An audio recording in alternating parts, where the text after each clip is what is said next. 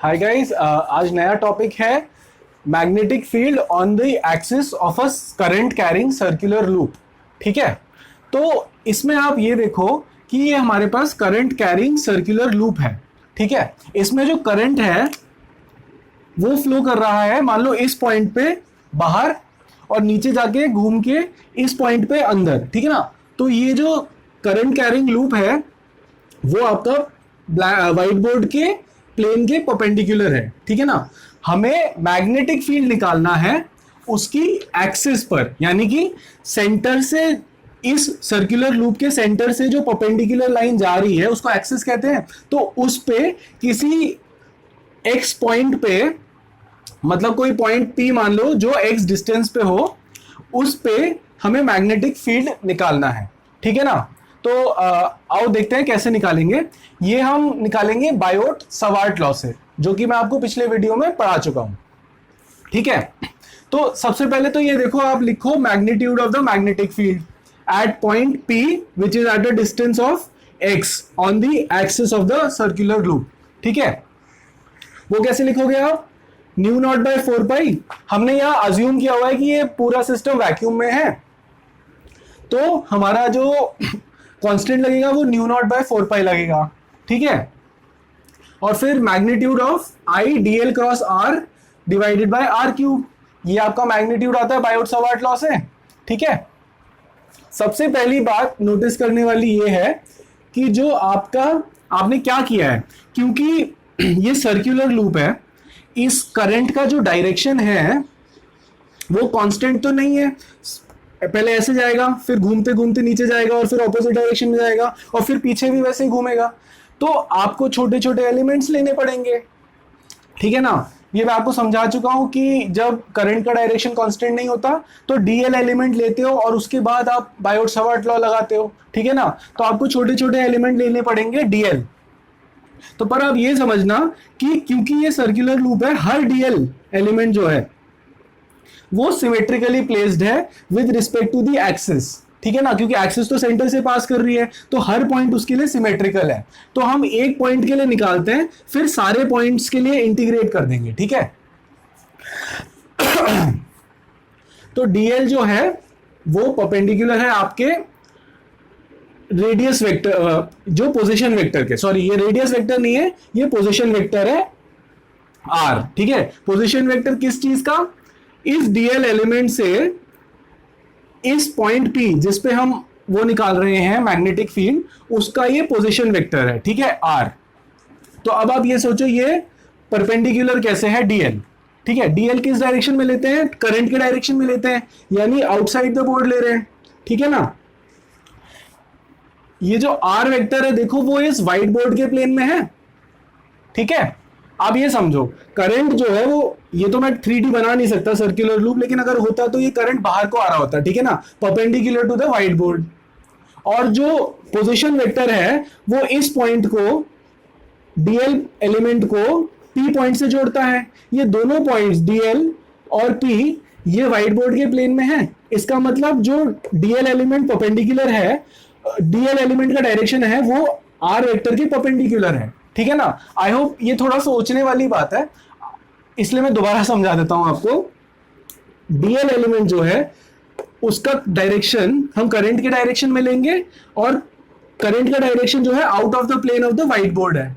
ठीक है, और आर वेक्टर जो कि पोजीशन वेक्टर है डीएल से पी पॉइंट का, वो दोनों पॉइंट्स जो है वो व्हाइट बोर्ड में लाई करते हैं, इसलिए R vector in the plane of the white board है। ठीक है, दैट मीन्स कि डीएल वेक्टर और आर वेक्टर एक दूसरे के परपेंडिकुलर हैं। ठीक है, ये थोड़ा इंपॉर्टेंट है, सोचने वाला है, आप शांति से बैठ के सोचना।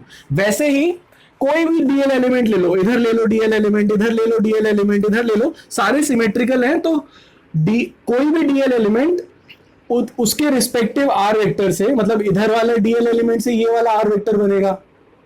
ठीक है, तो उसके रिस्पेक्टिव पोजीशन वेक्टर से परपेंडिकुलर होगा। ठीक है, उसके बाद तो हम ये क्या लिख सकते हैं, डीएल क्रॉस आर है ना, ये क्रॉस की जगह लगा देंगे क्या, sine of angle between DL and R, वो क्या है 90 डिग्रीज, यानी साइन ऑफ 90 दैट इज 1। ठीक है ना, तो हमने यहां लगा दिया DL multiplied by R multiplied by sine 90 होता है 1, तो ये आर और ये आर क्यूब कट जाएगा, तो ये ऊपर का एक आर कट जाएगा, तो नीचे आर क्यूब की जगह आर स्क्वायर रह जाएगा। ये हम लिख सकते हैं कि डीबी का टोटल मैग्नीट्यूड, ये मैग्नीट्यूड की बात चल रही है अभी, ठीक है ना, डीबी का ही डायरेक्शन है अभी निकालना है हमें, तो डीबी का जो मैग्नीट्यूड है mu naught by 4 pi I DL by R square है, ठीक है। उसके बाद हम बात करते हैं डायरेक्शन की, ठीक है। अब डायरेक्शन कैसे आएगा, क्रॉस प्रोडक्ट है, क्रॉस प्रोडक्ट है तो हमें लगाना पड़ेगा screw rule, right hand screw rule, ठीक है। हमारा डीएल वेक्टर है out of the plane of the board, हाथ रखो ऐसे, और देखो थोड़ा सा डायगनली नीचे जाता है ना R vector, DL cross R करना है, बाहर किया और नीचे किया, ठीक है ना, डायगनली नीचे आर के डायरेक्शन में, डीएल का direction out of the plane of the board, और फिर थोड़ा डायगनली नीचे आर वेक्टर, तो आपका थंब जो है वो थोड़ा डायगनली ऊपर को आ गया, वो ही मैंने बना रखा है, इस डायरेक्शन में होगा आपका डीबी वेक्टर, ठीक है ना, ये ऐसा, ठीक है, डीबी वेक्टर आपका इस डायरेक्शन में आ गया। तो अब मान लो ये तो टोटल डीबी वेक्टर का मैग्नीट्यूड था, ठीक है, हमें निकालना है इस पॉइंट पे कितना मैग्नेटिक फील्ड आएगा, ठीक है। उसके लिए हम क्या करेंगे, हर डीएल एलिमेंट के मैग्नेटिक फील्ड को जोड़ देंगे इस पॉइंट पे, ठीक है। हर डीएल एलिमेंट को जोड़ने का मतलब इंटीग्रेट करेंगे, इंटीग्रेट करेंगे तो हमें इंटीग्रेट कैसे करना होता है दोस्तों, हमें करना होता है डायरेक्शन वाइज, हम एक एक्सिस एक्स एक्सिस मानेंगे, एक एक्सिस वाई एक्सिस मानेंगे, और पहले डीबी को ब्रेक करेंगे कंपोनेंट्स में, डीबी एक्स और डीबी वाई, ठीक है, और उसके बाद दो अलग अलग एक्सिस में इंटीग्रेट करेंगे, ठीक है। लेकिन इस केस में ना सिमेट्री का बहुत अच्छा रोल है, क्योंकि ये जो सर्कुलर लूप है उसमें एक डीएल एलिमेंट इधर होगा, तो एक डीएल एलिमेंट एकदम बॉटम पे भी होगा, ठीक है ना। ये दोनों जो डायरेक्टली डायमेट्रिकली ऑपोजिट पॉइंट्स हैं, ये वाई एक्सिस में एक दूसरे के मैग्नेटिक फील्ड को कैंसिल कर देंगे, ये वाले की वजह से डीबी वाई है अगर ऊपर को, ये वाले नीचे वाले पॉइंट की वजह से equal and opposite D B बनेगा जो एक दूसरे को कैंसिल कर देगा, ठीक है, वो दोनों एक दूसरे को कैंसिल कर देंगे, तो इसलिए हम ये लिख सकते हैं कि sum of all the DB wise across all the DL points is 0, ठीक है ना। तो ये सिमेट्री से आ जाता है कि वाई एक्सिस में जो हमारा मैग्नेटिक फील्ड है वो 0 होगा, ठीक है। अब बारी आती है डीबी एक्स की, ठीक है। अब डीबी एक्स क्या लिख सकते हैं, अगर ये एंगल हमने थीटा माना है, ठीक है, तो आप पहले तो ये देखो कि ये एंगल हो जाएगा 90 माइनस थीटा, ठीक है, फिर ये एंगल हो जाएगा फिर से थीटा, क्योंकि देखो डीबी और आर तो एक दूसरे के परपेंडिकुलर होंगे ना, डीबी कहां से आता है, डीबी आता है क्रॉस प्रोडक्ट से, डीएल क्रॉस आर, है ना, तो जो क्रॉस प्रोडक्ट का रिजल्टेंट वेक्टर होता है वो इन दोनों ओरिजिनल वेक्टर्स के परपेंडिकुलर होता है, तो आर और डीबी परपेंडिकुलर होंगे तो ये हो गया थीटा, ठीक है। फिर डायग्राम से आप देखो तो ये हो गया 90 माइनस थीटा, ये वाला एंगल, अगर ये वाला एंगल 90 माइनस थीटा है, ये राइट एंगल ट्राइंगल है ना, तो ये वाला एंगल हो गया थीटा, ठीक है, ये आपको डायग्राम में याद रखना है, ठीक है। तो आप लिख लोगे डीबी एक्स को एज डीबी कॉस थीटा इस वाली इमेज से, ठीक है, आपने लिख दिया डीबी का कॉस थीटा वाला कंपोनेंट, वो आप कैसे लिखोगे, mu naught by 4 pi I DL, वो यहां से आया,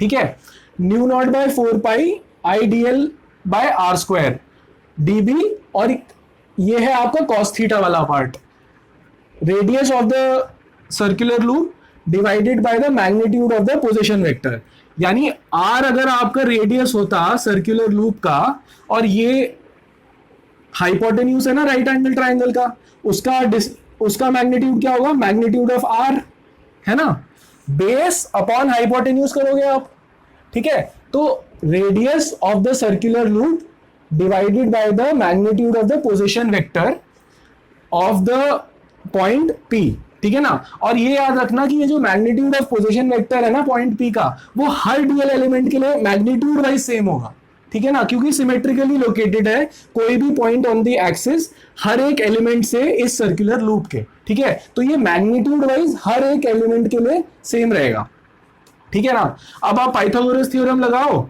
अगर आपने ये डिस्टेंस x माना है, मान लो centre of the ring circular loop से वो पॉइंट P का डिस्टेंस आपने x माना है, तो आप ये r की वैल्यू पाइथागोरस थ्योरम से निकाल सकते हो।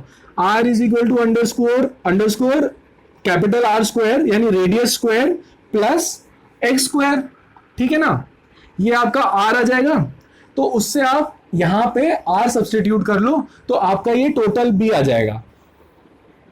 इस b का डायरेक्शन क्या है दोस्तों? इस b का डायरेक्शन है अलोंग दी x एक्सिस, ठीक है ना। मतलब अगर कोई, इससे हमारा फाइनल रिजल्ट क्या निकलता है कि अगर कोई सर्कुलर लूप है जिसमें करंट फ्लो कर रहा है, तो उसकी एक्सिस पे किसी चोजन पॉइंट पे, मान लो P, जो कि डिस्टेंस x पे हो सेंटर ऑफ द रिंग से, उस पे जो मैग्नेटिक फील्ड है वो अलोंग द x एक्सिस लगेगा और उसका मैग्नीट्यूड इतना होगा, ठीक है। ये हमारा फाइनल रिजल्ट आ जाता है। तो इसका एक स्पेशल केस भी है, मान लो x अगर 0 हो जाता है तो ये x 0 हो जाएगा x स्क्वायर, मतलब x 0 होने का मतलब ये जो पॉइंट P है वो सेंटर के साथ कोइंसाइड करने लग जाए, ठीक है ना। ये स्पेशल केस है कि ये जो पॉइंट P है ये सेंटर के साथ कोइंसाइड करने लग जाए और ये x डिस्टेंस जो है 0 हो जाए, तो ये हम हटा देंगे, ठीक है। और उसके बाद सिंप्लीफाई करोगे तो क्या आएगा, r3, तो आप ये कट जाएगा, ये बचेगा r स्क्वायर यानी mu naught I by 2r, ठीक है। ये आपका बचेगा अगर P कोइंसाइड करता है आपके एक्सिस के सर्कुलर लूप के सेंटर के साथ, ठीक है। तो इस वीडियो में इतना ही दोस्तों।